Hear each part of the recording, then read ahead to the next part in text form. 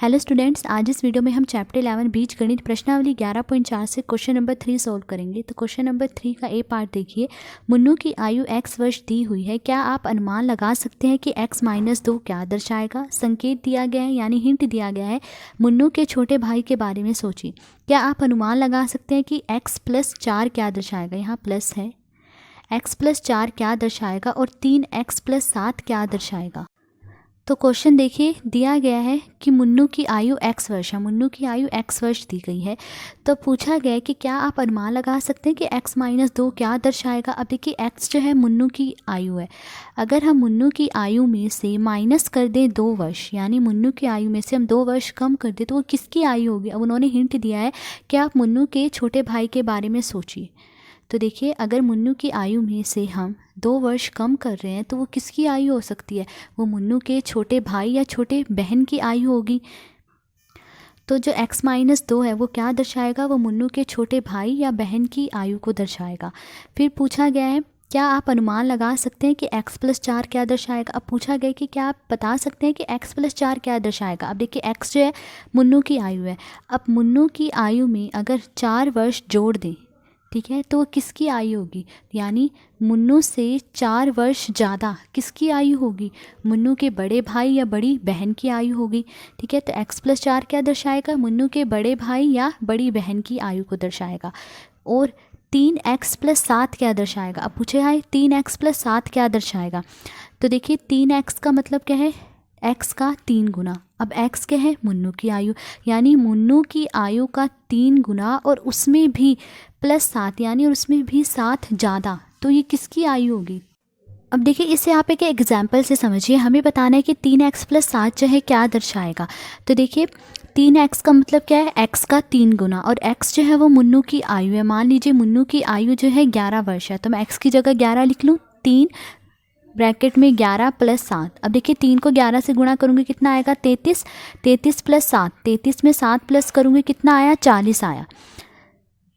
तो देखिए जो 40 वर्ष है ये किसकी आयु हो सकती है। देखिए इतनी ज़्यादा आयु या इतनी बड़ी आयु तो मुन्नू के पापा या मम्मी की हो सकती है, क्योंकि देखिए अगर मुन्नू की आयु 11 वर्ष है, ठीक है, तो ये जो 40 वर्ष है इतनी बड़ी आयु उसके बड़े भाई या बहन की तो होगी नहीं। तो किसकी आयु हो सकती है, मुन्नू के माताजी या पिताजी की आयु हो सकती है। तो 3x+7 जो है किसकी आयु को दर्शाएगा, मुन्नू के माताजी या पिताजी की आयु को दर्शाएगा।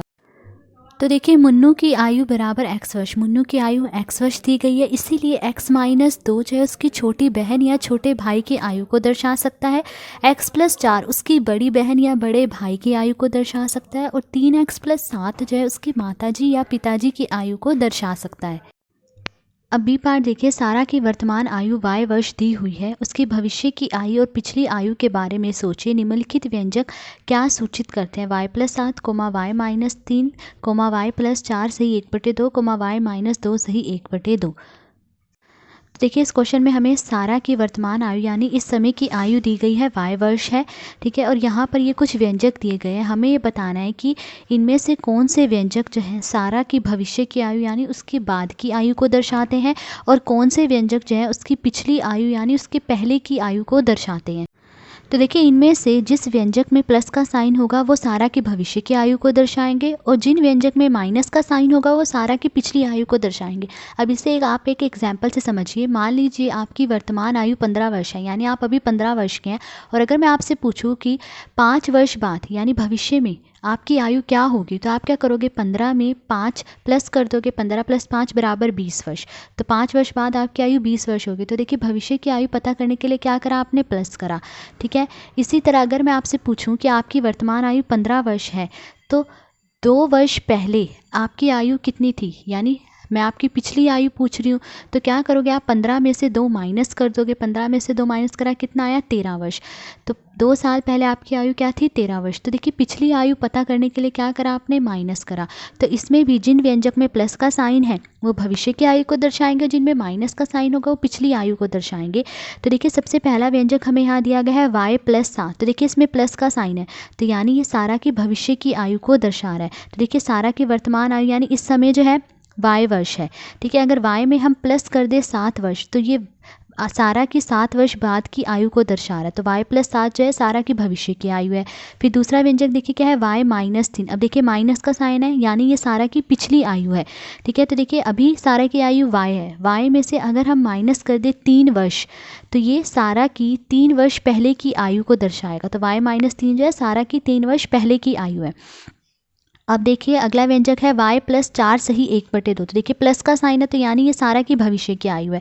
तो अगर हम सारा की वर्तमान आयु यानी y में अगर प्लस कर दे 4 सही 1/2 वर्ष, तो ये सारा की जो है 4 सही 1/2 वर्ष बाद की आयु है y + 4 सही 1/2। तो ये भविष्य की आयु है। फिर देखिए y - 2 सही 1/2, इसमें माइनस का साइन है, तो ये सारा की पिछली आयु है। तो देखिए बी पार्ट का आंसर है कि सारा की वर्तमान आयु दी गई है y वर्ष, तो y + 7 जो है सारा की भविष्य की आयु को दर्शाता है, y - 3 सारा की पिछली आयु को दर्शाता है, y + 4 सही 1/2 सारा की भविष्य की आयु को दर्शाता है, और y - 2 सही 1/2 सारा की पिछली आयु को दर्शाता है। अब सी पार्ट देखिए, दिया हुआ है कि एक कक्षा के n विद्यार्थी फुटबॉल खेलना पसंद करते हैं। 2n क्या दर्शाएगा, n/2 क्या दर्शा सकता है। संकेत यानी हिंट दिया गया है, फुटबॉल के अतिरिक्त अन्य खेलों के बारे में सोचिए। तो देखिए क्वेश्चन में दिया गया है कि कक्षा के n विद्यार्थी फुटबॉल खेलना पसंद करते हैं। अब देखिए n जो है चर है, n कुछ भी हो सकता है, 10 विद्यार्थी, 20 विद्यार्थी, 30 विद्यार्थी, कुछ भी हो सकता है। तो फुटबॉल खेलना पसंद कितने विद्यार्थी करते हैं, n विद्यार्थी।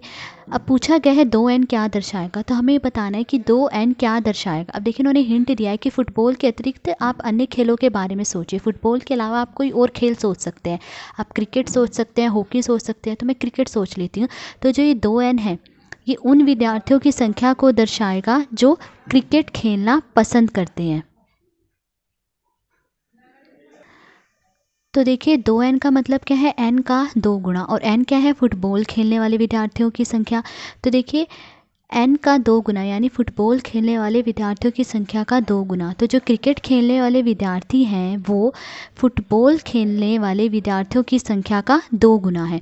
अब आगे उन्होंने दिया कि n/2 क्या दर्शाता है। अब हमें बताना है कि n/2 क्या दर्शा सकता है। तो देखिए उन्होंने कहा फुटबॉल के अतिरिक्त कोई और खेल ले लीजिए। तो देखिए क्रिकेट तो मैंने ले लिया, उसके अलावा आप कोई और खेल ले सकते हैं। आप बास्केटबॉल ले सकते हैं, हॉकी ले सकते हैं, कुछ भी ले सकते हैं। मान लीजिए मैं हॉकी ले लेती हूँ, तो मैंने हॉकी ले लिया। तो जो n/2 है, n/2 क्या दर्शा रहा है, n/2 उन विद्यार्थियों की संख्या को दर्शा रहा है जो हॉकी खेलना पसंद करते हैं। अब देखिए n/2 का मतलब क्या है, n का आधा, और n क्या है, फुटबॉल खेलने वाले विद्यार्थियों की संख्या। तो n/2 का मतलब क्या हुआ कि फुटबॉल खेलने वाले विद्यार्थियों की संख्या का आधा। तो हॉकी खेलने वाले कितने विद्यार्थी हैं, हॉकी खेलने वाले विद्यार्थी जो हैं वो फुटबॉल खेलने वाले विद्यार्थियों की संख्या का आधा है। तो n/2 क्या दर्शाता है, n/2 उन विद्यार्थियों की संख्या को दर्शाता है जो हॉकी खेलना पसंद करते हैं। तो सी पार्ट का आंसर है कि 2n उन विद्यार्थियों की संख्या को दर्शा सकता है जो क्रिकेट खेलना पसंद करते हैं, और n/2 उन विद्यार्थियों की संख्या को दर्शा सकता है जो हॉकी खेलना पसंद करते हैं।